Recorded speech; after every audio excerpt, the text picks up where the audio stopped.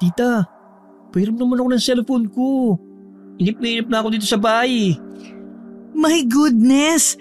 Baka nakakalimutan mo na kalalabas mo lang sa ospital dahil nagkasakit ka na sa sobrang pagka-addict mo sa paglalaro ng online games. Restricted ka muna sa paggamit ng phone. Pero tita, matagal na naman ako nakalabas sa hospital eh. Nakakainip naman dito sa bahay. Di mo rin ako pinapayag magbukas ng TV kasi bawal din sa akin.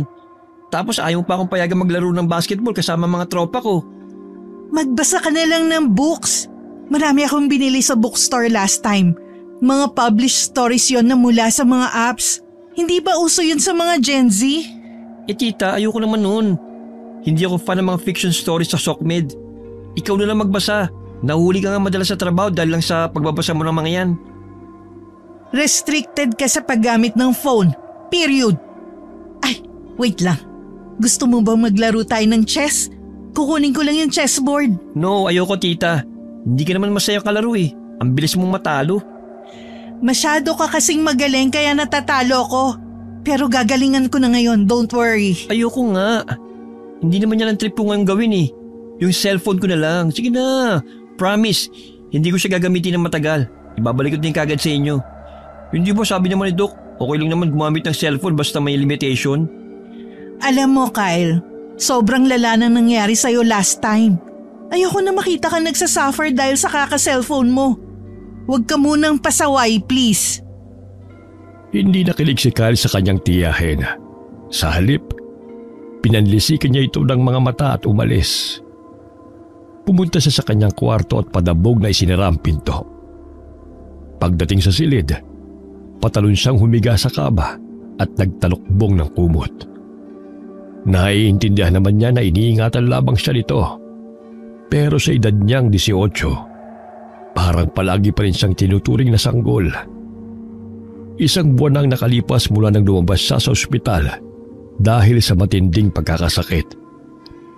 Simula noon, hindi na siya nakalabas ng bahay at napakaraming bawal, lalo na ang paghawak ng cellphone. Si Sol, ang kanyang tiyahin, ay walang asawa at anak.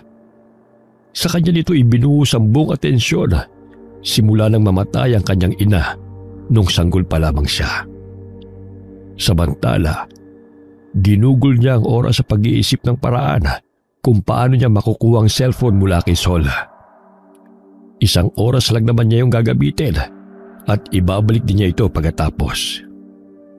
Kinagabihan, hinanap niya ang pinaglalagay ng mga tabletang pampatulog ng tiyahin. Nagtimpla siya ng gatas. Kumuha ng 3 tableta at dinurog ito bago ilagay sa gatas. Nakangiti siya nang dumako sa kwarto ni Sol. Dala ang tinimpla niyang gatas. Mabuti na lamang at gising pa ito at naabutan niya na nagbabasa ng libro. Tita, uminom ka muna ng gatas bago ka matulog. Aba, kinakabahan ako bigla ah. Para-paraan ba to para makuha ang cellphone mo? Hindi no. Gusto lang kitang ipagtimpla ng gatas kasi matagal ko na ding hindi ito nagagawa sa inyo. Hindi ba noong 10 years old pa lang ako, palagi mo akong inuutusan magtimpla ng gatas para sa tuwing gabi? Kasi pagod ka na at gusto mo na magpahinga. Bigla ko lang na-miss ang nakagawin natin noon. Ay wow! Lapit ka nga sa akin, Kyle. May lagnat yata ang makulit kong pamangkin ah. Hindi ba yata magaling ang sakit mo? Hindi ka naman ganyan dati eh. Maganda yata ang epekto ng sakit ko, tita. Sige na. Please, inumin mo na yan. Sayang naman tong tinimpla ko. Dinamihan mo ba ang asukal nito? Alam mong hindi ako umiinom ng matabang na gatas. Opo naman. 4 na scoop ng asukal yan, tita. Aba, good boy. Tandang-tanda mo pa. Akin na nga yan. At baka magtampo ka pa. Agad na iniabot ni Kyle ang gatas kay Sol. Bahagya pa siyang napangisi nang makitang ininom ito ng tiyahin. Dahil sa tingin niya ay nagtagumpay ang unang hakbang sa kanyang plano.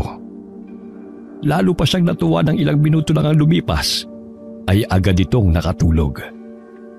Matinding pampatulog ang tabletang iniligay niya sa gatas at hindi basta-basta nagigising ang taong umiinom nito. kahit anong ingay pa sa paligid. Agad siyang kumilos para sa susunod niyang gagawin. Yun ay ang hanapin ang cellphone niya. Binuksan niya ang lahat ng drawer sa kwarto, pati na rin ang malaking cabinet. Hanggang sa napansin niya ang isang kahon sa ilalim ng kama at agad niya itong kinuha. Halos mapatalon siya sa tuwa nang buksan niya ito at makita ang cellphone niya. Dali-dali siyang lumabas sa kwarto ni Sol at isinara ang pinto. Dumiretso siya sa labas ng bahay dahil sabik na siyang makatapak muli sa lupa. Naglakad-lakad siya at pumunta sa lumang palaruan at doon nilaro ang paborito niyang online games. Sa gitna ng pagpindot-pindot niya sa kanyang cellphone, naagaw ang atensyon niya sa isang malaking lalaki na nakatayo sa di kalayuan. Hindi niya masyadong maaninag ang mukha nito dahil sa dilim. Pero halata niyang dobleng laki nito sa kanya at maskulado ang katawan. Dahil sa kuryosidad, itinigil niya muna ang paglalaro at tumayo para lapitan ng lalaki. Gusto niyang itanong kung anong ginagawa nito. Pero bago pa siya makakilos, may isang tao na humila sa kanya at tinakpan ang kanyang bibig. Pagkatapos ay tinutukan siya ng kutsilyo. Tinignan niya ang mukha nito. Si Topper, ang kriminal na tumakas sa kulungan sa kanilang lugar. Sinubukan niyang lumaban, pero tumilapon lang siya dahil mas malakas ang puwersa ng lalaki kaysa sa kanya. Nang wala na siyang magawa, hindi na siya nagtangkang lumaban pa. Hanggang sa biglang dumating ang malaking lalaki na nakita niya kanina labag. Sa pagkakataong yun, nakita niya na ng malinaw ang mukha nito. Mayroon itong maputing buhok, maitim na balat, kakaibang refleksyon ng mga mata at mas doble ang laki sa pangkaraniwang tao. Hindi niya maintindihan kung anong dapat niyang maramdaman ng mga oras na yon. Hanggang sa tuluyan ng dumilim ang kanyang paligid. Nagising siya sa kanyang kwarto kinabukasan. Nakita niyang nakasubsob sa gilid ng kama ang kanyang tiyahin. Ang buhok nito ay nakalatag sa puting kumot. Nang mapansin ng kanyang tiyahin na gising na siya, agad itong umangat ang ulo at tumingin sa kanya na may pag-alala. Oh Kyle, gising ka na pala. Kumusta ang pakiramdam mo? Medyo masakit lang po ang ulo ko. Ikaw kasi ang pasaway mo talaga. Kaya pala binigyan mo ko ng gatas kagabi para humimbing ang tulog ko at makuha ang cellphone mo, no? Kala mo hindi ko malalaman? Tignan mo tuloy ang nangyari sa'yo. Kung hindi dumaan si Katasyo, hindi ka makakauwi dito sa atin dahil nawalan ka ng malay. Hindi ba sinabi ng doktor na pwede kang mag-collapse anytime kapag napasobra na naman ang paggamit mo ng cellphone? Ita, hindi ako naniniwalang nag-collapse ako dahil sa sobrang paggamit ng cellphone. May nakita ako kagabi. Isang kakaibang lalaki. Matipuno ang kanyang katawan. Puti ang kulay ng buhok. At sobrang kakaibang kanyang mata. Ay naku Kyle, sabi ng doktor nung pina-check up natin ng mental health mo. Posible daw na magkaroon ka ng delusional disorder dahil sa sobrang pagtutok mo sa online games. Yan ang epekto niyan sa'yo. Nararamdaman mo na kaya please, wag na makulit kay tita ha? Sigurado ako sa nakita ko kagabi. Nakita siya ng mga mata ko at hindi ako pwede magkamali. Hay nako, last na to Kyle ha. Sobrang delikado na ngayon paggabi dito sa lugar natin.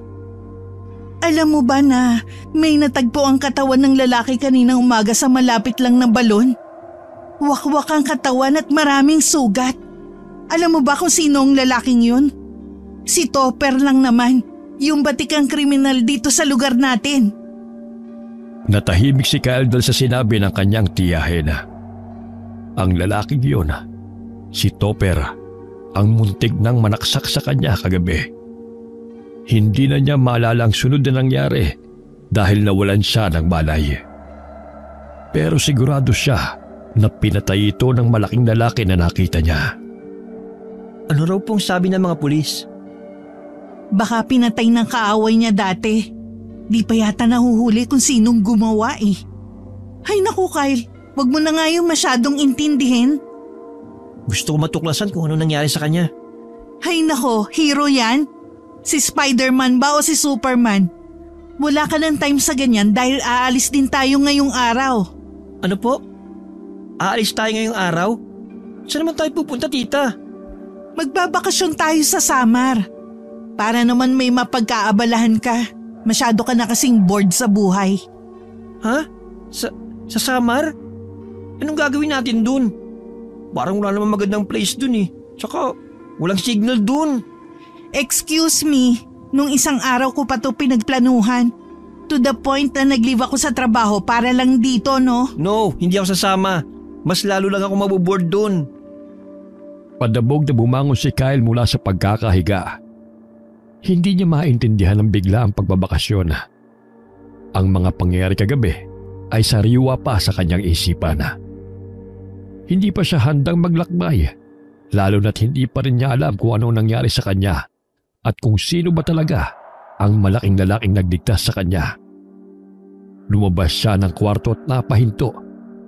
Sa sala, nakita niya ang maraming maleta na nakaimpake. Nakasalansan ang mga ito sa tabi ng pinto at handa ng bitbitin sa pag-alis. Tita, ano ba itong ginagawa mo? Sobrang biglaan naman. Hindi mo man lang ako tinanong kung papayag ba ako dito. Alam ko kasi na hindi ka papayag kapag pinagpaalam ko pa sa'yo. Kaya surprise na lang. Tita naman eh. Ang hilig niyo sa surprise. Hindi ba pwedeng cancel muna natin ito ngayong araw? Naguguluhan pa ako sa nangyari kagabi. Exactly! Kaya nga gusto kong magbakasyon tayo para malibang ka naman. Promise, mag-i-enjoy ka dun sa Samar. Ay, si tita talaga! Wala nang nagawa si Kyle kundi ang sumunod sa kanyang tiyahin. Matapos makapaggayak, bumiyahe sila patungo sa Samar. Gabi na nang makarating sila sa isla at tumuloy sa isang bahay bakasyonan malapit sa dalampasigan. Pagkatapos kumain ng hapunan, nagpumilit si Sol na mamasyal sa baybayin. Napilitan si Kyle na sumama kahit hindi siya mahilig sa mga ganitong kasiyahan. Habang naglalakad, ang tiyahin niya lang ang nag-i-enjoy sa sariwang hangin at sa tanawin.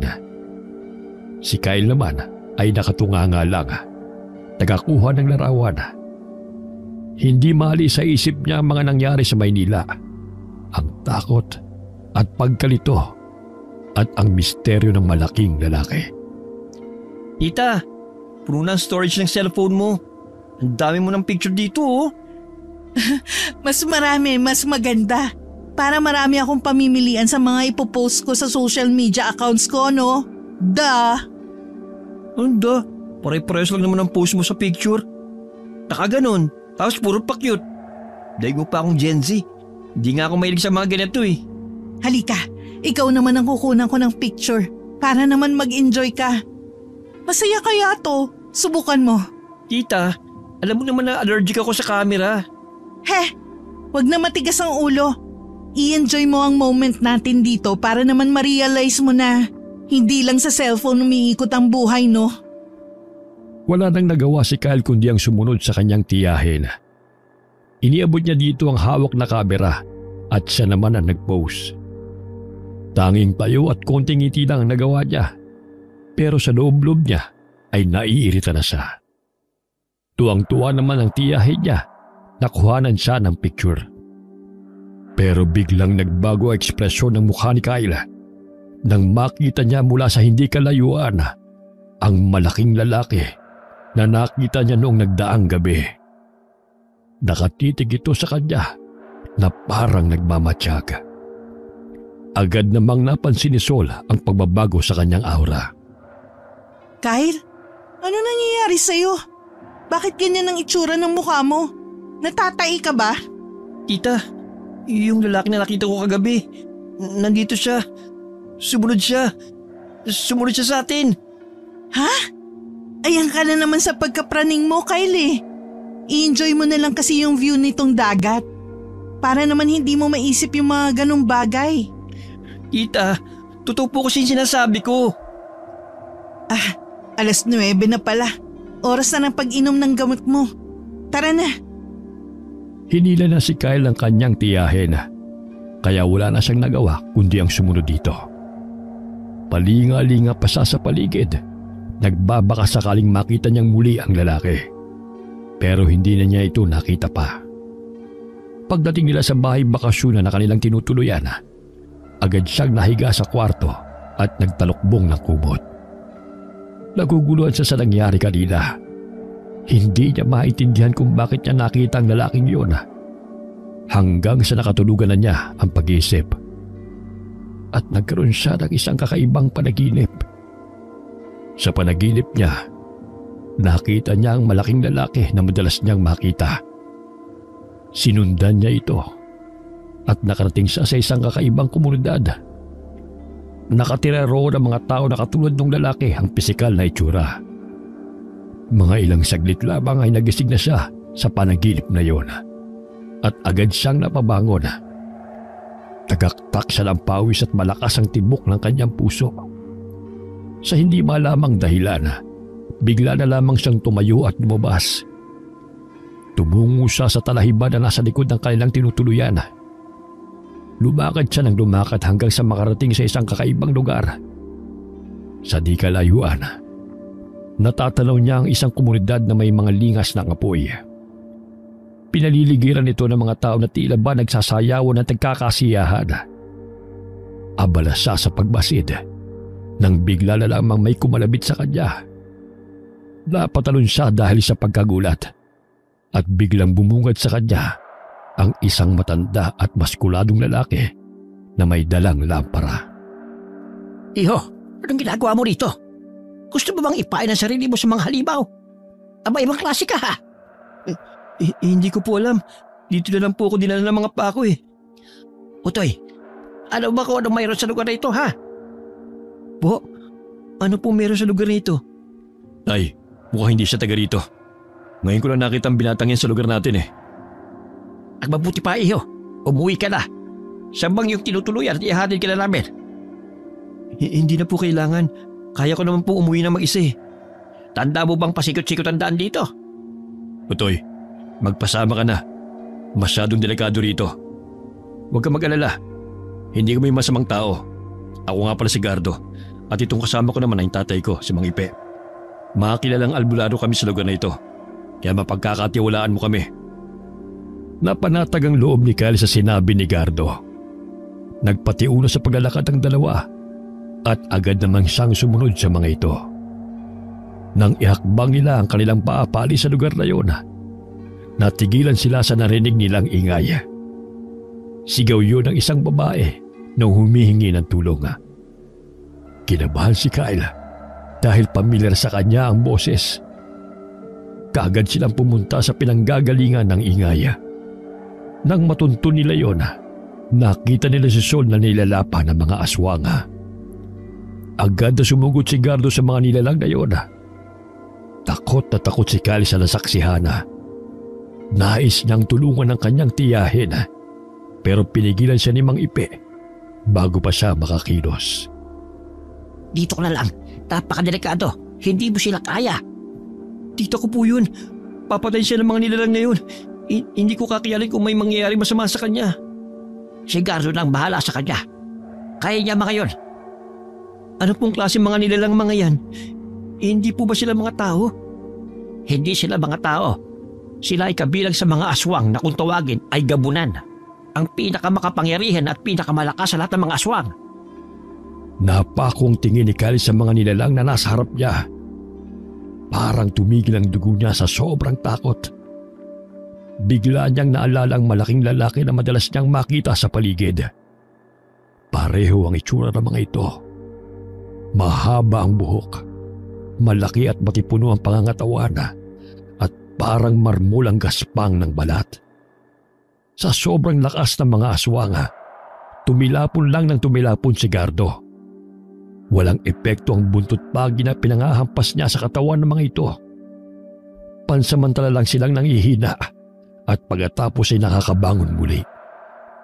Nang mapansin ni Mang Ipe na halos hindi na makayanan ng anak niyang si Gardo ang laban, sumugod na rin siya. Meron siyang iwinisik na mga puting pulbura sa mga aswang at nagkasugat-sugat ang katawan ng mga ito. Nang makatakas si Sol mula sa isang aswang na nasaktan ni Mang Ipe, agad itong lumapit kay Kyle. Nanghihina ito at sugatan ang katawan. Tita, dumudugo po ang braso at dibdib niyo.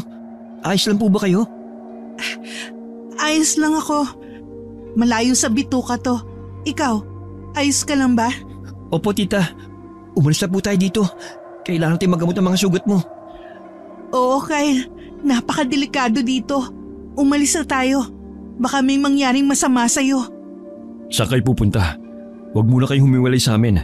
Nagkalat sila sa paligid. Baka makasalubong niyo sila sa daan at iba pa nilang kauri. Sugatan ang katawan ni tita. Kailangan siyang gamutin. Kami na ang bahala sa kanya. Sa isang hindi inaasahang pangyayari, bigla na lamang umatake ang isang aswang kay Sol. Mabilis na nasanggahan ni Cardo ang kanyang tiyahin, pero nawalan pa ito ng malay dahil sa sobrang pagkabigla. Agad na dinukot ni Gardo ang isang matalas na bagay at isinaksak sa aswang. Nang hina ang nilalang at bumagsak sa lupa. Si Mang Ipe naman ay patuloy sa pakikipaglaban at sari-saring kagamitan na ang ginagamit ito. Isa-isa nang nangihina ang mga aswang na naroon at pagkatapos ay umalis na sila. Dumiretso sila sa kubo ni Mang Ipe. Dahil isang albularyong mag-amang ito, marami silang mga halamang gamot at iba't ibang klase ng anting-anting. Inihiga nila si Sol sa lapag. Pinunasan naman ni Kyle ang mga sugat nito. At saka tinapala ni Mang Ipe ng dahon ng kamangyana at madre de cacao. Dinasalan din niya ng salitang Latin ang isang papel at saka ipinahid sa sugat ng babae. Sinenyasan naman ni Mang Ipe si Kyle bilang tanda na maayos na ang kalagayan nito. Magdamag na binantayan ni Kyle ang kanyang tiyahin. Kinaumagahan na, nagising na lamang siya habang nakasubsob sa gilid ng higaan si Sol. May humahaplos sa kanyang buhok. Pag-angat ng kanyang ulo, nakita niya ang tiyahin na gising na at nakangiti sa kanya. Kaagad siyang bumangon at niyakap ito ng mahigpit. Tita, mabuti lang po at gising na kayo. Sobra po ako nag-alala sa inyo kagabi. Bakit po kasi sinundan niyo pa ako dun? Ikaw naman kasing bata ka. Paano hindi kita susundan eh? Bigla ka nalang lumabas ng kwarto mo. Tapos dumiretso ka sa talahiban. Alam mo naman na stranger tayo dito. Masyado ka na bang bored sa buhay mo? Pasensya na po tita. Hindi na po mauulit yun. Na-curious lang po ako sa lugar na ito eh. My goodness, talagang wag mo nang uulitin yun. Muntik ka nang mawalan ng magandang tita kagabi. Teka nga pala, hindi ko akalain na may mga ganong nilalang pala sa totoong buhay. Akala ko sa horror movies ko lang sila makikita eh. Ang creepy naman nila. Sabi po ni Mang Ipe, sila daw po yung mga gabunan.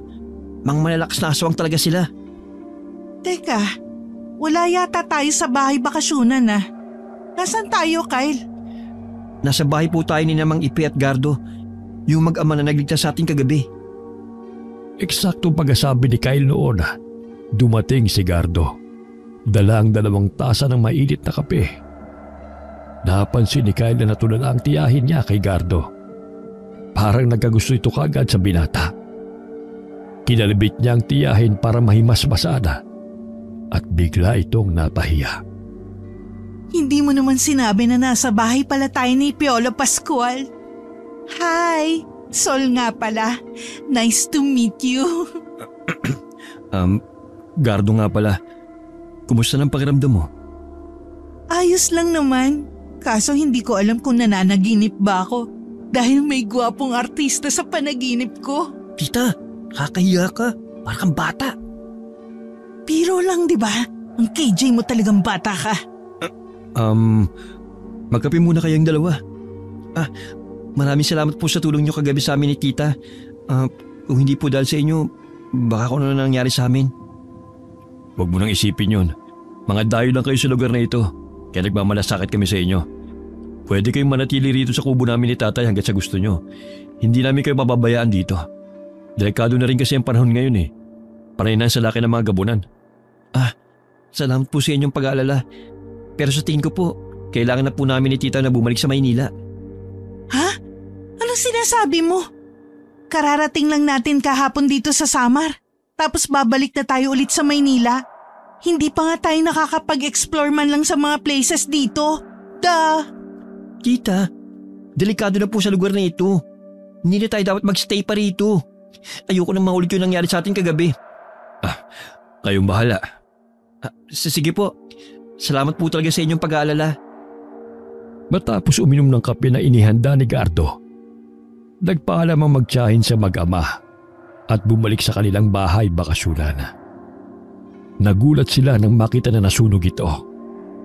Wala nang natira kundi abo. At nasunog din ang lahat ng kanilang gamit, kabilang ang kanilang mga cellphone at pera. Natuloy raw ang magtiyahe dahil sa nangyari at hindi nila malaman kung anong gagawin. Gumawa sila ng paraan para makabalik sa Maynila, pero hindi ito nangyari. Grabe tita, bibihira lang pala sa lugar na ito ang may maayos na internet connection. Mabuti nga kahit papano may nakita tayo at nagmabuting loob na ipahiram sa atin ng phone niya. Tita, ano po palang sinabi ni Tita Maricel? Sobrang busy niya sa business niya ngayong araw na to hanggang bukas. Sa isang araw pa niya tayo mapapadalhan ng pera. Ano nang gagawin natin ngayon, tita? Wala naman tayong hawak na pera para mag-rent na matutuluyang pansamantala. Maintindihan naman siguro yun ng mga iba pang pwedeng upahan dito. Kasi nasunog yung tinutuluyan natin. Sabihin na lang natin sa kanila na medyo madidelay ang bayad. Bahala na nga. Habang naglalakad na magtiyahe nakasalubong nila sila Mang Ipe at Gardo. May dala silang lambat at balde. Tanda na sila ay mga mangingisda. Nang makita sila, ay tumigil ang mga ito sa kanilang tabi. Saan kayo mapunta? Akala ko'y babalik na kayo sa inyong lugar. Nasunog po yung bahay bakasyonan na tinutuluyan po namin. Natupok po lahat ng mga gamit namin Lalo na yung cellphone sa wallet ni tita. Wala po kaming pera para makabalik sa Maynila. Totoo po yun. Sa isang araw pa po kami mapapadalhan nung kilala namin, kaya sa isang araw pa kami makakauwi. Kung ganun saan kayo tutulipan samantala? Mga mata pobre yung mga nagpapaupa rito. Gusto nila magbayad kagad ng renta. Yun nga ang pinoproblema namin ngayon Wala namang kaming ibang kakilala rito na pwedeng mahinga ng tulong. Sa bahay na muna kayo tumulipan samantala. Huwag kayo mag-alala.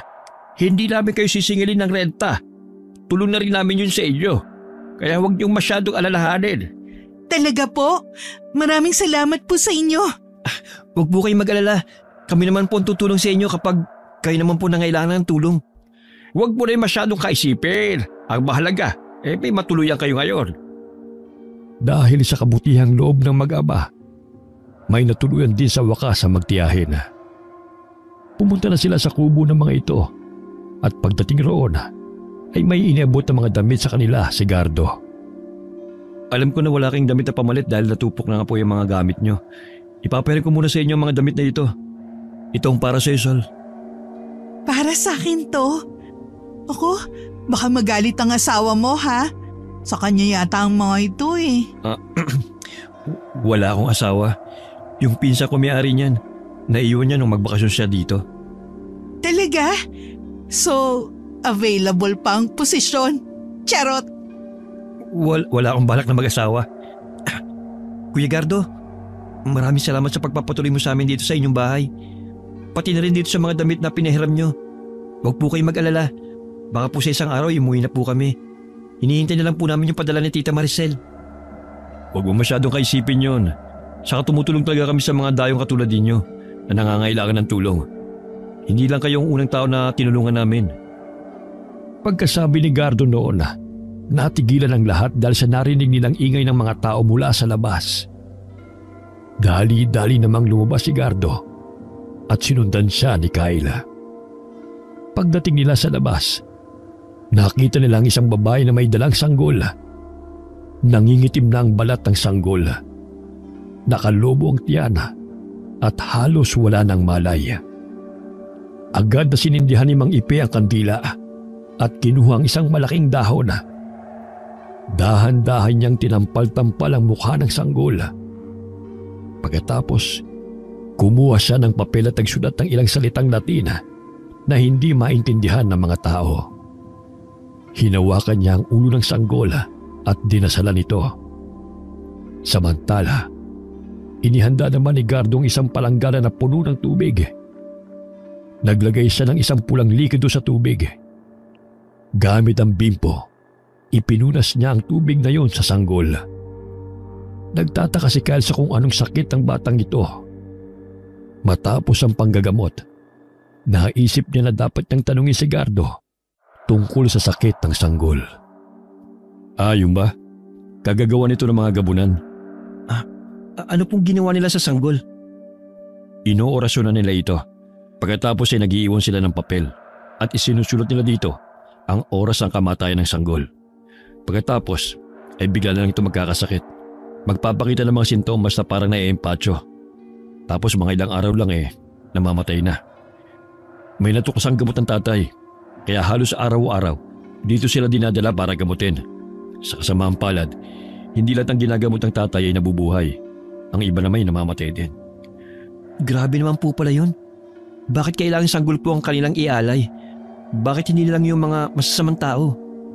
Ang mga sanggol, pinaniniwalaan nilang nagtataglay ng isang mutya na hindi nakikita ng mga tao. Ang mutyang ito ang nakapagpapalakas sa kanila at ginagawa silang immortal. Kaya mas nakakapamuhay sila ng mahabang panahon.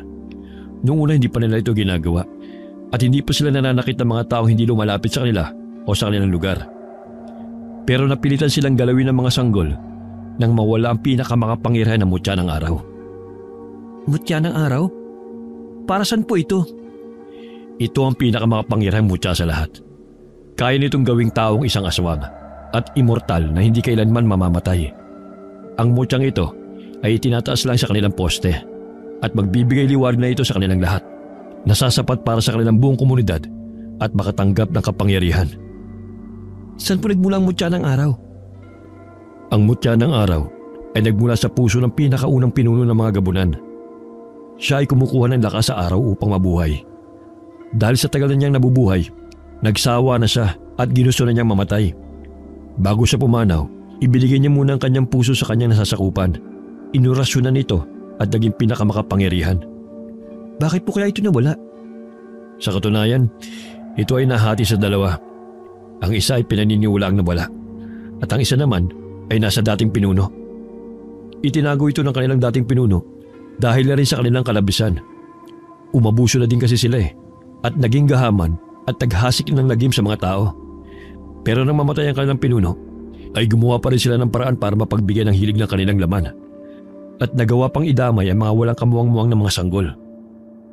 Yung nakita ko pong isang komunidad na parang may bonfire tapos nagkakasiyang tao. Hindi po ba yun ang komunidad ng mga gabunan? Yun na nga ang komunidad ng mga gabunan, iho. Kaya kabilin-bilinan ko sa'yo na huwag kang lalapit doon kung gusto mo pang makabalik sa inyong lugar ng buhay. Marami na ritong turistang nawala at napabalitang pinatay at winakwak ang katawan. Ang lahat ng yon, kagagawa ng mga gabunan. Grabe, parang online games din pala ang mundo ng mga aswang. Sobrang daming thrill at challenges. Hindi ko akalain na ganito palang kahantungan ng pagbabakasyon namin dito ni tita. May nagaganap din po palang kakaiba sa kanilang mundo na hindi natin alam. Ano po? Sobrang komplikadong mundo ng mga aswang, iho. Mahirap ipaliwanag. Dahil may mga bagay na hindi natin kayang intindihan bilang mga tao. At sila lang ang makakaunawa nun. Napaka-misteryoso nga po talaga. Hindi ko akalain na nangyayari palang ganitong bagay. Dahil sa nalaman ni Cal tungkol sa ginagawa ng mga gabunan sa mga sanggol, napuno ng kuryosidad ang kanyang isip. Tila ba may isang bagay na humihikayat sa kanya para manatili sa lugar na yun. Kinagabihan, naisip niya maglakad-lakad sa paligid. Habang naglalakad, napansin niya na maagang nagsasara ang mga kabahayan at tila ba takot na lumabas ng bahay ang mga tao. Sa bawat pinto, may mga nakasabit na bawang at dahon ng kamangyana. Naisip niya na may nagaganap ditong kakaiba tuwing gabi.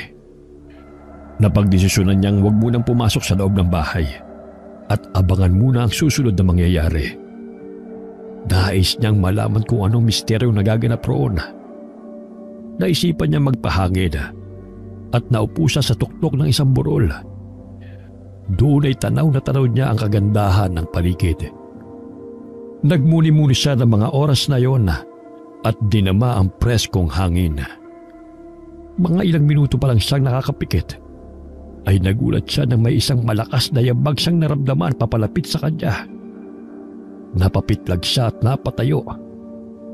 Sa dilim, nakita niya ang isang malaking nilalang na papalapit sa kanya. Nang makalapit ito, napaatras siya at kamuntik pa siyang mahulog sa kinatatayuan niya. Kinilabutan siya sa itsura nito. Napakalaki ng katawan nito at tila mas malalaki ang mata, bibig at ilong nito kumpara sa mga tao. Itim na itim din ang kulay nito at napakagaspang ng balat. Hinawakan siya nito bago siya mahulog at kinikilabutan siya sa paraan nito kung paano siya hawakan. Gusto niya sanang kumawala ng mga oras na yon, pero pakiramdam niya ay hindi sasapat ang kanyang lakas kumpara sa puwersa nito. Maya-maya pa, tumitig ito sa kanyang mga mata.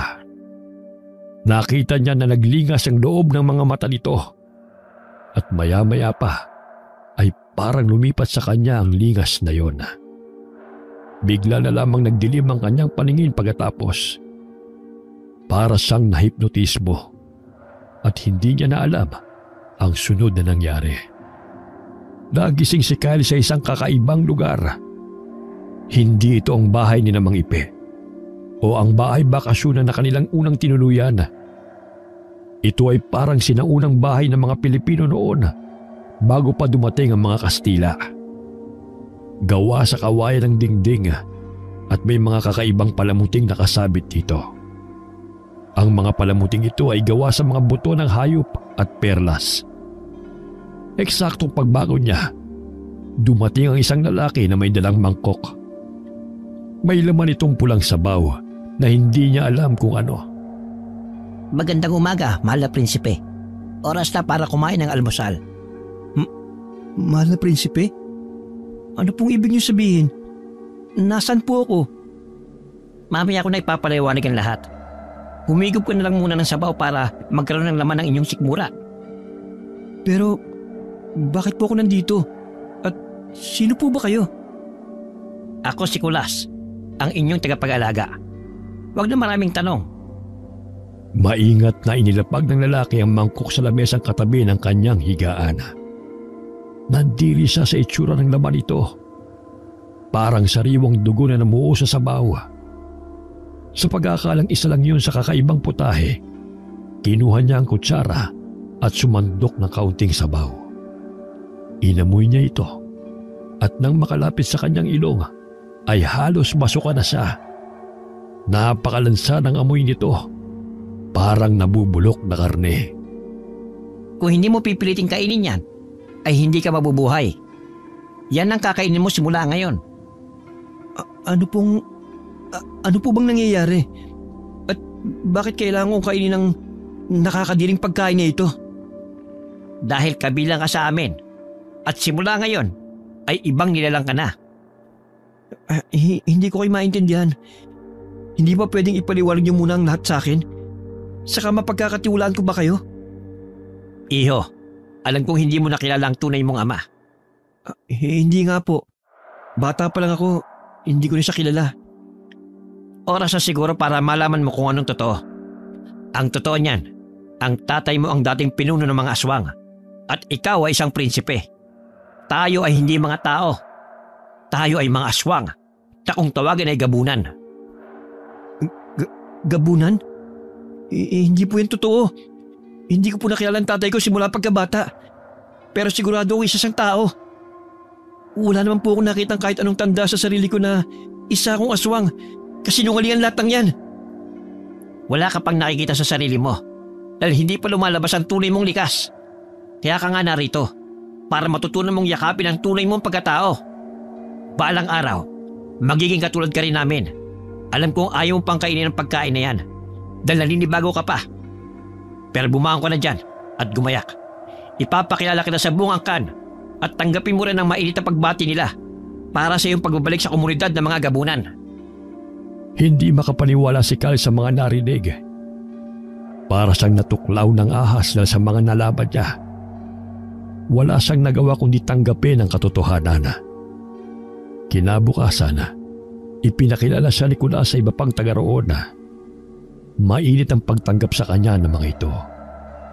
Sa mga sumunod na araw, inobserbahan niya ang kanilang pamumuhay. Sa unang tingin, parang mga normal na tao lamang sila. Naghahanap buhay, gumagawa ng mga gawaing bahay at nakikisalamuha sa mga tao. Walang bakas na sila ay mga aswang. Napansin niya na hindi sila gumagamit ng bawang, asina at matatapang na panlasa sa kanilang pagkain. Kaya naman ang mga ito ay matabang. Tumanggi siyang kumain dahil ayaw niyang tanggapin na isa siyang gabunan. Kaya ng sinasabi ni Nicolas.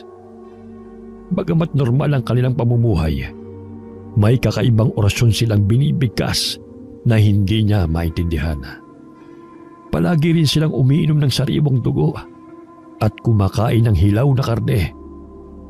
Minsan, tao ang kanilang binibiktima para ipanlaman sa kanilang sikmura.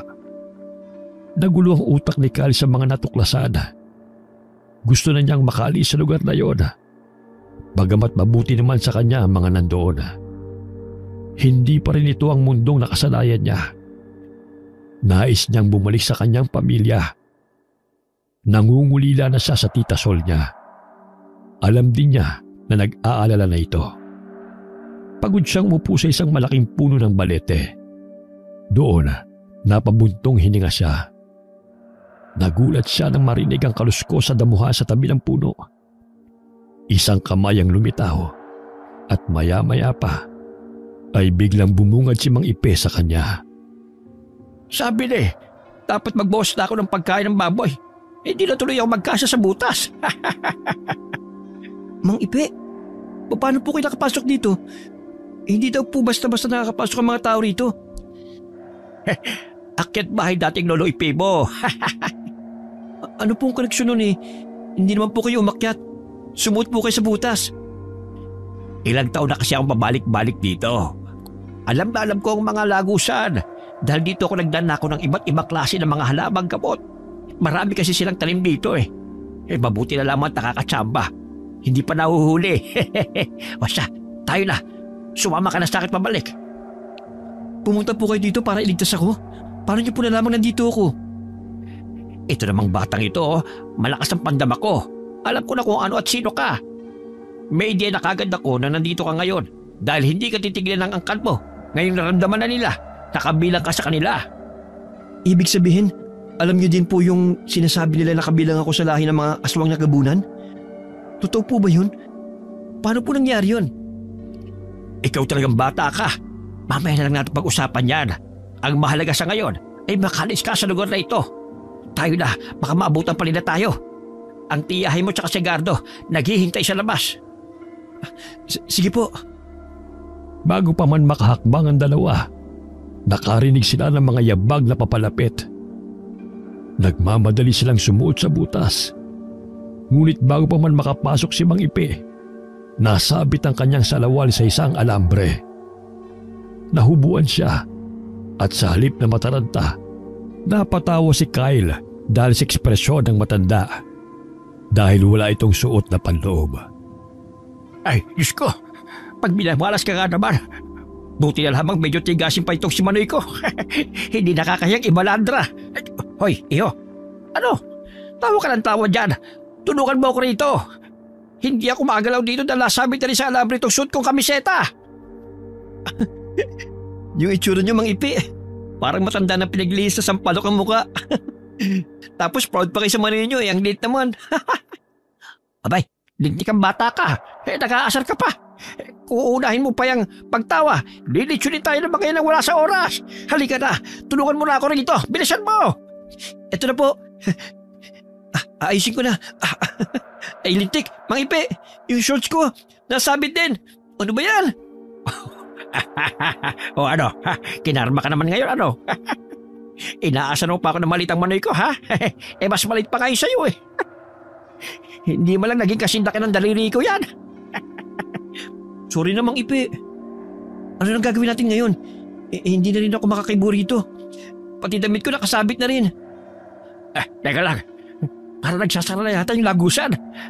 Kaya pala nasasabit ang damit natin eh. Dahil unti-unting hinihigop ng alambre. Ay, visit. Ay na sila mang Ipe. Malapit na sila. Anong gagawin natin?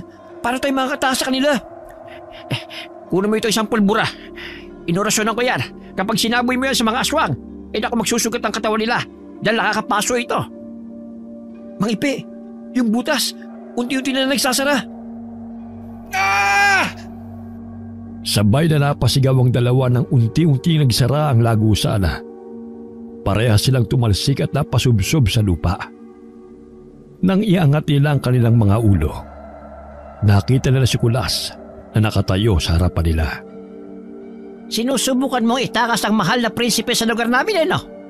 Ikaw ba'y matanda na palihim na pumupuslit ang mga halamang gamot namin dito? Akala mo siguro, hindi namin malalaman. Tuso ka lang kaya hindi ka namin nahuhuli. Pinalampas namin yon. Pero ngayon, hindi na namin palalampasin ang ginawa mo. Magiging isa ang masarap na putahin ng mga gabunan ngayong araw. Ano pang hinihintay nyo? Huliin nyo siya at itali sa koral. Saglit lang po. Pakiusap. Huwag niyo po siyang paparusahan at sasaktan. Mabuting tao po siya at palagi niya akong tinutulungan. Parang awa niyo na po. Ngayon lang po ko hilit makikiusap sa inyo. Pagbigyan niyo na po ako. Labag sa batas natin mga gabunan ang ginawa ng taong yan. Dapat lang na makatanggap siya ng parusa. Pakiusap po. Ako na lang po saktan niyo.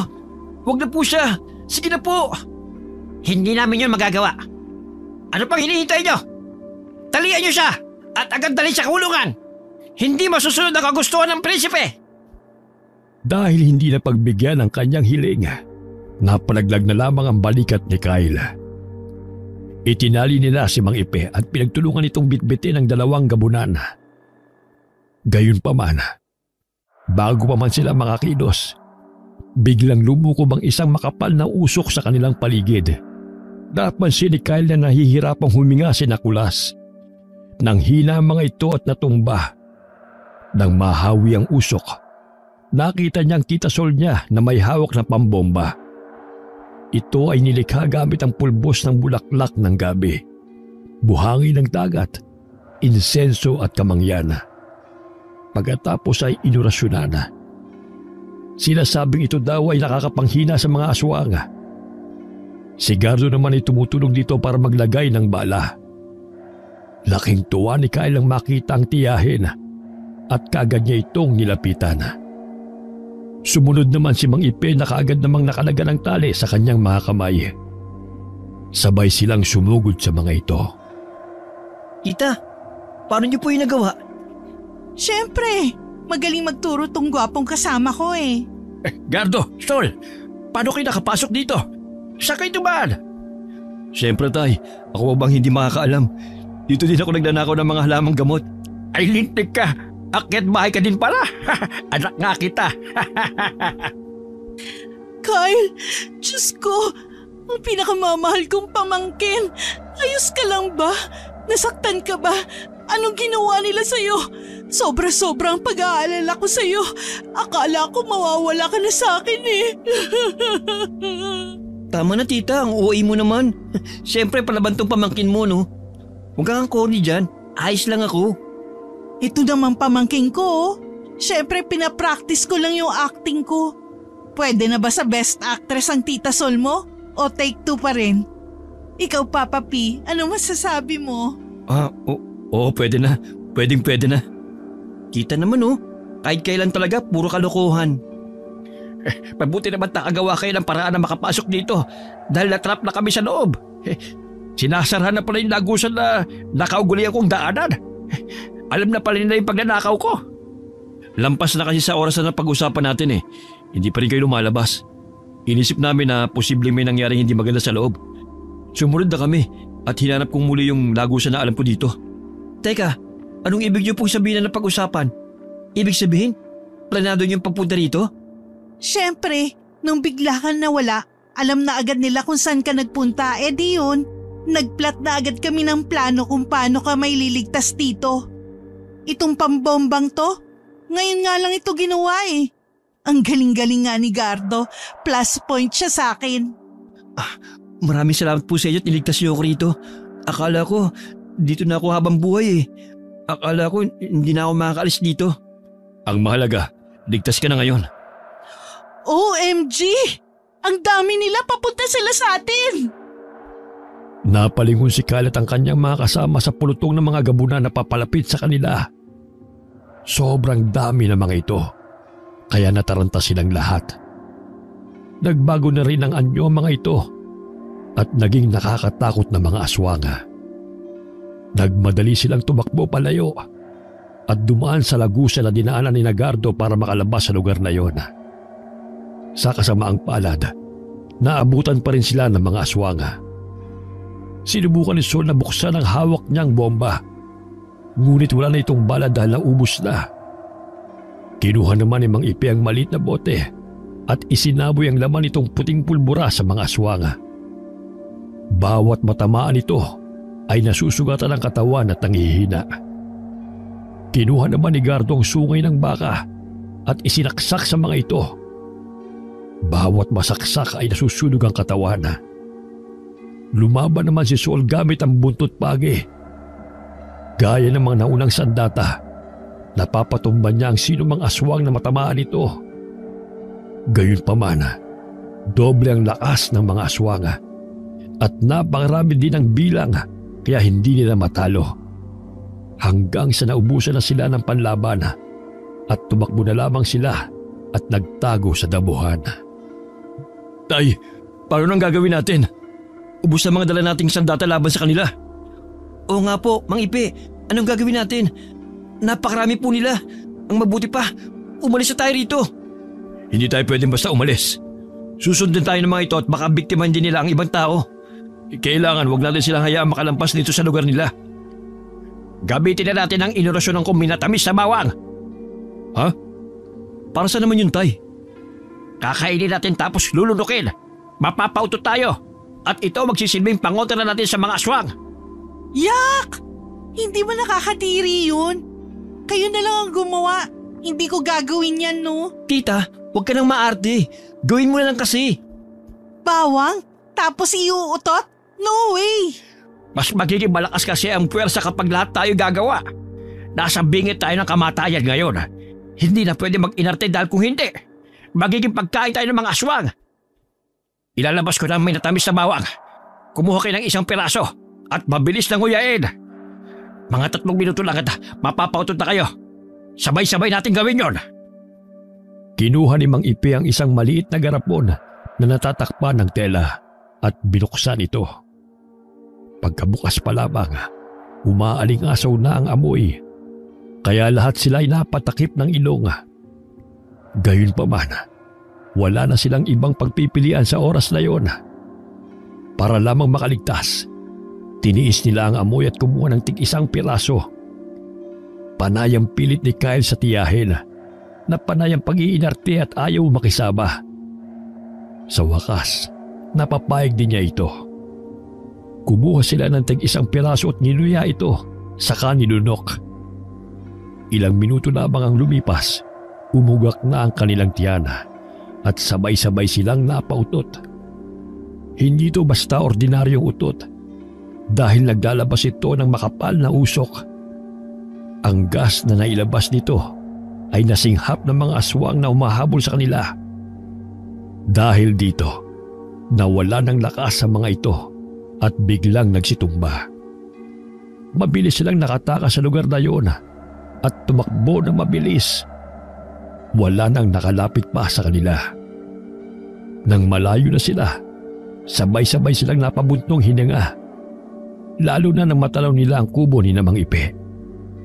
Sabay-sabay silang umupo sa lapag at dinama ang pagod sa pagtakbo at pagkipaglaban sa mga gabunana. Si Gardo naman ay tumayo para kumuha ng isang pitsil na tubig. Habang nakaupo sila at nagpapahinga, naikwento ni Kyle ang sinabi sa kanya ni Nicolas. Sinabi naman ni Gardo na alam na nila ang tungkol dito. Alam niyo na po ang tungkol doon? Bakit hindi niyo kagad sinabi sa akin? Hinayaan lang namin na ikaw ang makatuklas tungkol sa pagkatao mo. Alam namin na posibleng hindi ka maniwala kapag sinabi namin sa'yo. Iho, hindi mo sila mapagkakatiwalaan. Bagamat sila yung mga kamag-anak. Lalo na yung si Kulas. Siya ang pumatay sa tatay mo. Wala naman talaga silang pakialam sa'yo sa totoo lang. May gusto lang silang makakuha mula sa'yo. Ano pong gusto nilang makuha sa akin? Yung mutya ng araw. Yung mutya ng araw? Ibig sabihin, nasa akin ang mutya ng araw na sinasabi niyo po? Ang tatay mo, matalik kong kaibigan. Kaya alam kong ginawa niya sa'yo noong araw na bago kayo umalis ang nanay mo sa lugar na ito. Alam niyang papatay na siya ng kanyang angkan dahil sa ginawa niyang paghihigpit. At alam din niya na papatayin ka nila. Saka gusto ng tatay mo na mamuhay ka ng normal at maayos bilang isang tao. Itinago niya sa katawan mo ang mutya ng araw. Yun ang dahilan kung bakit hindi ka nagpapalit ang anyo sa kabila ng pagiging aswang mo. Pero dahil po dito, ang daming inosenteng nadamay. Yung mga sanggol na wala namang kalaban-laban. Hindi po ba parang mas makakabuti kung ibalik ko na lang ito sa kanila at tanggapin ko na lang ang kapalaran ko bilang isang gabunan? Iho, papatayin ka pa rin nila kahit gawin mo yon. At saka huwag mong sayangin ang mutya na ipinagkaloob sa'yo ng tatay mo. Isinakripisyo niya ang buhay niya para lang sa kapakanan mo. Ibalik mo man sa kanila yan o hindi, parehas lang din. Papatay pa rin sila ng mga tao dahil ganun sila kasama. Ang kailangan, mahanap mo ang mutya ng apoy dahil doon nakasalalay ang buhay nila. Malilipol natin ang kanilang angkan. Para saan po ang mutya ng apoy? Bakit po meron sila nun? Sa mutya ng apoy na pupunta ang elemento na nakukuha nila sa enerhiya ng mga sanggol. Kapag naiipon ito, nagiging mutya ng apoy. At ito ay parang bitamina na nagbibigay sa kanila ng lakas ng katawan at nagiging dahilan kung bakit hindi sila madaling mamatay. Ibig sabihin, mas makapangyarihan pa rin po kaysa sa mutya ng apoy ang mutya ng araw? Oo, hindi kayang pantayan ng mutya ng apoy ang mutya ng araw dahil dito. Kapag wala silang lakas na nakukuha sa sanggol, hindi ito gagana. Saka nauubos ang kapangyarihan nito. Hindi gaya ng mutya ng araw na kayang tumagal ng bilyong taon na hindi nauubos ang buhay. Saka kaya silang gawing immortal ng mutya ng araw. Paano po kaya natin mahanap yun? Yun ang dapat nating malaman. Kung paano yun mahanap. Yun ang magiging pagsubok natin. Dahil tiyak na itinago nila itong mabuti para hindi makuha ng kahit na sino. Napabuntong hininga na lamang si Kyle dahil sa sinabi ni Gardo. Hindi niya akalain na ang bakasyon nilang yun ng kanyang tiyahin ay mauuwi sa ganito. Sa pagtuklas sa kanyang tunay na pagkatao. May misyon pala siyang dapat gampanan. Parang nasa loob siya ng isang online game na nilalaro niya, ika niya sa sarili. Maya-maya lamang, bigla niyang napansin na parang nawawala ang kanyang tita Sol. Inilinga-linga niya ang kanyang paningin sa paligid, pero hindi niya ito nakita. Teka, si Tita Sol ba? Nakita niyo po ba? Parang hindi natin siya kasama. Aba, oo ka. Kaya na pa tayo dito nag-uusap Hindi natin napansin si Sol. Kuya Gardo, kanina po bang nung pumasok kayo sa kwarto at kusina, hindi niyo po ba napansin doon si Tita? Ha? Hindi. Iniisip ko kasi na nandito lang siya, kaya hindi ko masyadong inalala. Hala, hindi kaya naiwan natin si Tita Sol doon sa lugar ng mga gabunan? Kung kasama natin siya ngayon, dapat nandito siya. Baka naman nasa kwarto lang, nagpapahinga. Medyo mabilis mapagod yun Kaya baka nakatulog na siya. Tay, wala nga po siya roon. Galing na ako kanina sa kwarto. Hindi ako nagkakamali. Mang Ipe, Kuya Gardo, hindi tama to. Hanapin natin si Tita Sol. Balikan kaya natin siya doon. Dito na muna tayo maghanap sa loob ng bahay. At baka nandito lamang siya. Gardo, galugarin mo ang lahat ng kwarto. Pati na rin yung imbakan natin. Ikaw naman, Iho, hanapin mo siya sa kusina sa badyo. Ako naman ang maghahanap sa labas. Huwag na tayo magkakasaya ng oras. Sige na! Sumunod naman si Kyle sa sinabi ng Mang Ipe. Ganon din si Gardo. Sinuyod nila ang buong kabahayan pati na rin sa labas nito. Pero wala silang soul na nakita. Labis ang pagkataranta ni Kyle ng mga oras na yon. Hindi niya kakayanin kung mawawala ang tiyahin. Dahil ito ang nakasama niya sa mahabang panahon. Napaiyak na lamang siya habang hinahanap ito. Mang Ipe, Kuya Gardo, hindi ito maaari. Hindi natin mahanap si tita. Sigurado kung naiwan natin siya sa mga gabunan. Kailangan natin siyang punta at hanapin doon. Baka kung anong gawin nila sa kanya. Iho, napakadelikado ng naiisip mo. Hindi tayo pwede magpadalos-dalos. Baka gawin lang nilang pahay ng tiyahin mo para bumalik ka sa kanila at makuha ang mutya ng araw. Wala na po akong pakialam sa mutya ng araw na yan. Buhay ng tiyahin ko nakataya dito. Hindi ko po kakayanin kung may mangyayaring masama sa kanya. Iho, kumalma ka. Hindi nila sasaktan ang tiyahin mo. Hanggat hindi ka bumabalik sa kanila. Paraan nila yon para puntahan mo sila. Mag-iisip tayo ng ibang paraan na hindi ko maagat sa kanilang bitag. Anong paraan? Tatanganan po ba tayo rito? Kung kayo kaya nyo, ako hindi. Dahil napakahalaga sa akin ang tita Sol ko. Huwag kang padalos-dalos. Pupuntahan naman natin siya. Kailangan lang natin maghanda muna. Dahil hindi tayo pwede sumugod ng walang dalang kahit anong sandata. Hanggat maaari, kailangan nasa palad na natin ang mutya ng araw bago bumalik sa kanila. Dahil kung hindi, wala din tayong laban. Alam na nila kung anong ginagamit natin mga pangontra laban sa kanila. Pare-parehas tayong mamamatay kahit ang tita Sol mo. Gano'n po ba katagal yung paghahanda na gagawin natin bago bumalik doon? Baka isang araw. Kaya bukas pa tayo makakapunta roon. Ano? Isang araw? Ang tagal nun. Hindi na po ako makakapaghintay na iligtas ang tiyahin ko. Magsasagawa pa ako ng ritual at orasyon para sa mga pangontra. Medyo matatagalan ang mga yon. Kung ganoon, ako na lang po magliligtas sa tiyahin ko. Ibibigay ko na sa kanila ng mutya ng araw para matigil na sila. Wala na akong pakialam sa mga susunod na mangyayari. Ang mahalaga, may ligtas ko ang taong pinakamahalaga sa buhay ko. Kyle, pakiusap. Huwag mo nang ituloy yung binabalak mo. Makinig ka sa amin. Hindi na nagpapigil pa si Kyle sa gusto niyang gawin. Pahangos siyang umalis nang walang kahit anong dalang pangontra. Hindi na siya sinundan ni Mang Ipe at Gardo. Dahil wala nang magawa ang mga ito. Desperado na siya ng mga oras na yon. At inabot na siya ng dilim sa paglalakad upang hanapin ang lugar na tinitirhan ng mga gabunan. Sa kanyang paglalakad, nakita niya ang isang lalaking sugatan at walang buhay sa daan. Sa tingin niya ay pinatay ito ng mga aswang. Lumapit siya rito at tinignan ang itsura nito. Nakaramdam siya ng awa at nagtiim ang kanyang bagang sa mismong angkan niya na gumawa sa taong ito. Gayunpaman, ang ganong emosyon na kanyang nararamdaman ay biglang napalitan ng gutom at tila ba naglalaway siya sa kanyang nakikita. Ang wakwak na katawan ng lalaki sa kanyang harapan ay nagmistulang isang masarap na putahe. Hanggang sa bigla na lamang niyang naramdaman ang kakaibang nangyayari sa kanyang katawan. Napansin niya na biglang lumaki ang kanyang katawan. Naging itim na itim ang kulay at tila ba nakaramdam siya ng kakaibang lakas. Sa hindi malamang dahilan, bigla niyang sinunggaban ang bangkay at kinain ang laman ito. Hindi niya maintindihan kung paano niya nasikmura ang ganong bagay.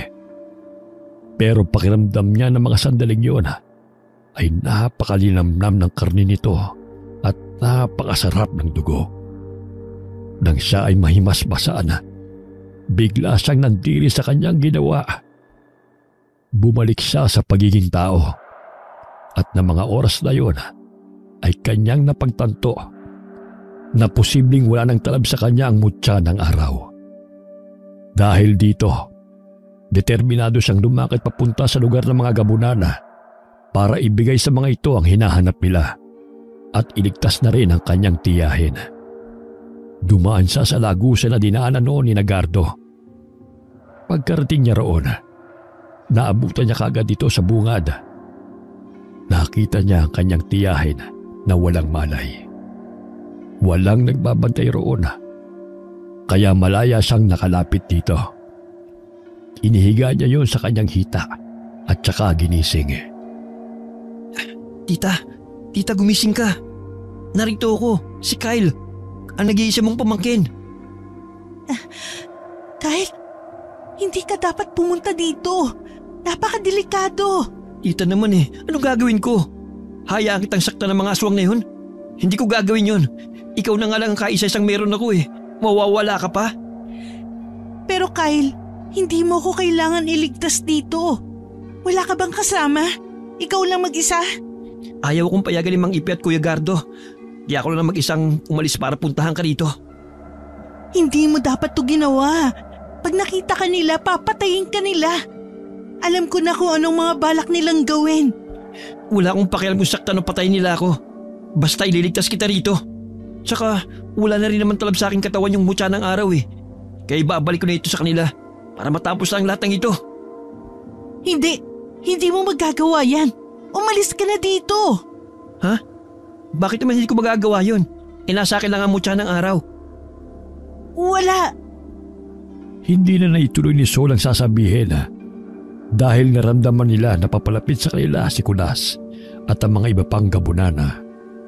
Nang makalapit ay tumigil ang mga ito sa kanilang harapan. Sabi ko na nga ba magkikita tayo ngayong araw na ito Dahil nandito yung tiyahin. Alam na namin ang kahinaan mo. Napakasama mo, Kulas. Ikaw ang pumatay sa tatay ko. At idinami yung pa mga inosenteng sanggol na walang kinalaman sa inyo. Kaya nga sinabi ko, hindi ba? Subukan mong tumira dito at yakapin ang tunay mong pagkatao. Maiintindihan mo kung bakit namin ito ginagawa. Lalo na at ikaw nagmamay-ari ng mutya ng araw na napakahalaga sa ating lahi. Kailangan mo ba bang makita na nalulunod sa sariling dugo ang iyong tiyahin? O susuko ka na at ibibigay ito sa amin? Naaawa ka sa mga sanggol, hindi ba? Ibabalik ko na sa inyong mutya ng araw sa isang kondisyon. Ano namang kondisyon yon? Huwag niyo sasaktan si tita at titigilan niyo na rin ang pagpatay ng mga sanggol. Higit sa lahat, huwag na kayong papatay ng kahit na sinong tao para na mapagbigay ng hilig ng inyong laman. Tandaan niyo na itinago ng aking ama sa inyo ang mutya ng araw dahil sa inyong pang-aabuso. Kung yan ang gusto mo, masusunod. Pero huwag kang umasa na mapipigilan namin ang kumain ng karne ng tao. Dahil isa yon sa likas ng aswang na hindi na kailanman mawawala. Kung gano'n ang katiwiran mo, mas mabuti pang hindi ko na ibalik sa inyo ang mutya ng araw. Dahil magpapatuloy pa rin ko sa dati niyong gawi. May dugo ka pa sa labi. Ibig sabihin, kahit ikaw, hindi mo mapigilan ang gutom na iyong nararamdaman sa tuwing nakakakita ka ng sariwang dugo at karne ng tao. Huwag mo nang itanggi. May nabiktima ka kanina habang nasa daan papunta rito. Pero unang beses lang nangyari sa akin yon, kaya hindi ko mapigilan. Yun ang likas natin mga aswang. Hindi yun makokontrol. Pero alang-alang sa kondisyon na sinabi mo, kokontrolin namin. Kunin nyo na yung tubig na pinagbabala ng Mirasol at painom sa kanya. No! Huwag din yung gagawin yun. Huwag din niyo siyang painumin ng kung anong bagay na yun. Please! Parang awa niyo na! Takpan yung bibig ng babae niyan. Napakaingay niya. Saka kunin nyo na ipapainom sa kanya. Dilihan nyo! Ngayon na! Sumunod naman kay Kulas ang lahat ng tauhang kanyang inutusan. Si Kyle, nakayuko lamang at tila hindi kinakabahan sa posibleng mangyari. Para sa kanya, determinado na siyang ibigay ang mutya ng araw para sa kapakanan ng nakakarami. Pagbalik ng mga ito, may dala silang isang baso na kulay pula ang lamang tubig. Parang katas ng prutas. Iniabot ito ni Kulas kay Kyle. Bumuntong hininga pa ang binata bago ito abutin. Nagwawala naman si Sol nang makita ang baso sa kamay ni Kyle. Pinipigilan siya ng iba dahil nagwawala na siya at gustong agawin ang baso mula sa kanyang pamangkin. Tumingin muna si Kyle sa tiyahin bago unti-unting inilapit sa bibig ang baso. Pagkatapos ay dire-diretso niya itong kinungga. Tuwang-tuwa si Kulas at naghihintay ng resulta. Pero ilang minuto lang lumipas ay wala pa ring nangyayari. Mirasol ba talaga yung nilagay nyo dito sa tubig? Nainom niya na. Dapat lalabas na ang mutya ng araw sa kanyang katawan. Pero ilang minuto nang lumipas Bakit wala nangyayari? Kyle, wala ka bang nararamdamang kakaiba sa katawan mo? Wala naman po. Parang wala namang nagbago sa katawan ko. Anong nangyari? Bakit ganon? Hindi lalabas kay Kyle ang mutya ng araw dahil wala sa kanya yon. Nasa katawan ko yon. Ano? Paano naman yun napunta sa katawan mo? Tita, anong sinasabi mo? Ninakaw ko ang mutya ng araw sa ama ni Kyle. At pinalitan ko yun ng peking mutya na hiningi ko pa sa kakilala kong albularyo. Ginawa ko yun dahil nalaman ko na nayanggaw ako ng isang aswang. At ayoko maging isang aswang. Kyle, patawarin mo ko kung nagawa ko sa'yo ang bagay na yun. Nagawa kong nakawin ang pinakamahalagang bagay na ibinigay sa'yo ng tatay mo. Ngayon, alang-alang sa kapakanan ng pamangkin ko, isusoli ko na sa inyo ang mutya ng araw para matapos na ang lahat ng kaguluhang ito. Kahit pa sariling buhay ko ang kapalit nito. Huwag! Napalingon ang lahat dahil sa malakas na boses na yun ng isang lalaki. At bumungad sa kanila si Gardo. Nanlaki ang mata ni Kyle nang makita ito. Dahil hindi niya akalain na susunod pala ito sa kanya. Huwag mo lang ituloy yung binabalak mo, Sol. Mamamatay ka pag niluwa mong mutya ng araw. Dahil dyan lang nakadepende ang buhay mo. Kuya Gardo, anong ginagawa mo rito? Akala ko ba matitiis ka ba namin sa mga aswang na yan? Dakpin yung lalaking yan at huwag niyong makakawalan. Sinubukang dakpi ng mga aswang si Gardo. Pero alisto kaagad ang lalaki at kinuhang dala niyang pulbura at isinaboy sa mga ito. Bawat aswang na lumalapit sa kanya ay napapaso nito at nawawalan sila ng lakas. Maya-maya pa'y biglang dumating si Mang Ipi at may pinasabog na napakalakas na pambomba. Halos lahat ng aswang na naroon ay nanghina at nagsipagtumbahan. Dali-daling lumapit si Mang Ipe kina Kyle, Sol at Gardo. Umalis na tayo rito habang wala pa silang malay. Kailangan na natin magmadali. Tay, may isa pa tayong kailangan gawin. Yung mutya ng apoy, kailangan natin makuha para malipunan natin ang tuluyan ng lahi nila. Oo nga pala. Kaya nga magmadali na tayo umalis para mahanap na natin yon.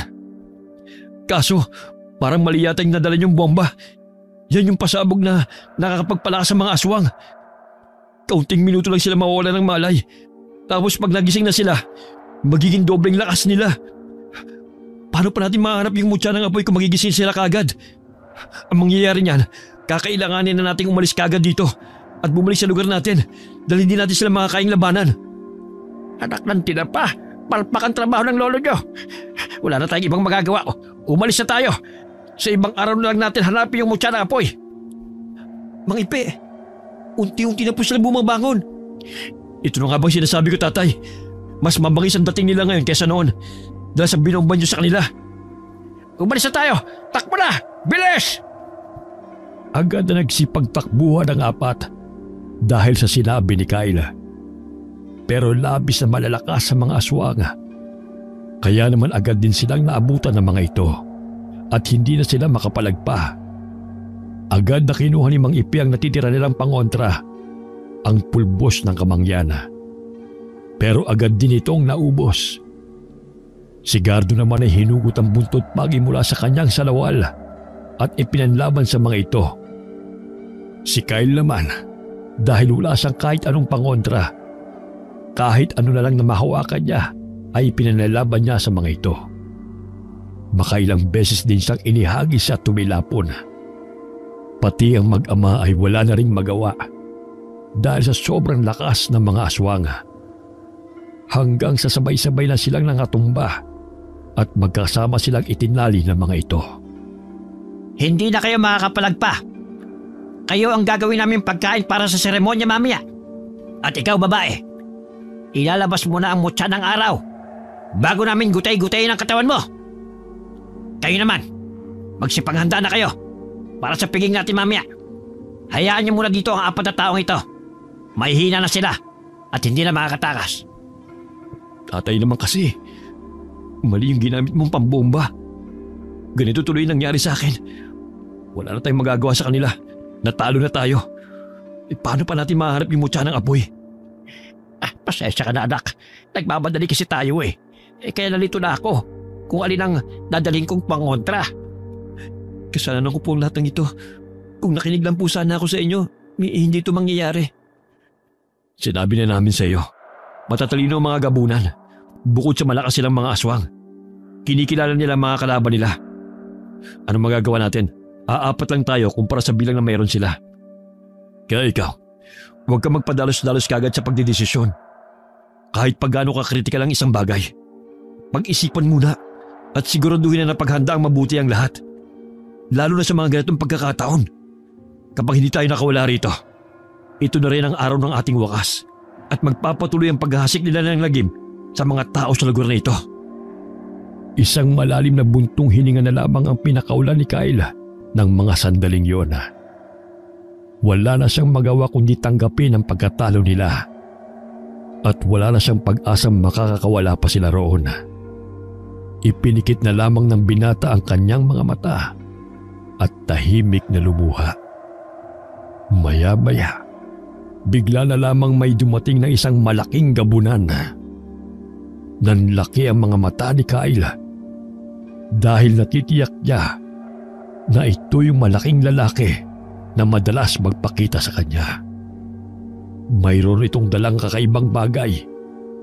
Ito ay isang kristal na may hugis na puso na may mga pulang linya na parang apoy. Si Pinunong Isagani. Buhay siya.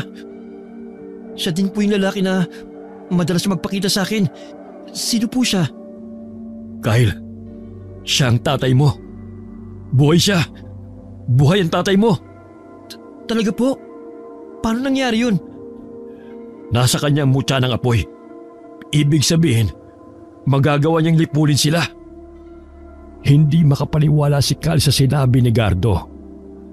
Buong akala niya kasi ay patay na ang kanyang ama. Nakita niyang itinaas nito ang mutya ng apoy. Saka winasak. Nagkagulo ang lahat ng aswang at nagsitumba. At ang iba ay winalsik ang kanilang mga katawan bago tuluyang maganap ang trahedya. Lumapit kay Kyle ang kanyang ama at hinaplos ang kanyang buhok. Sinabi nito na isinakripisyo nito ang lahat para sa kanya dahil mahal na mahal siya nito. Pagkatapos ay nagpaalam na ito sa kanya. Lumapit din ito kay Sol at nagpasalamat.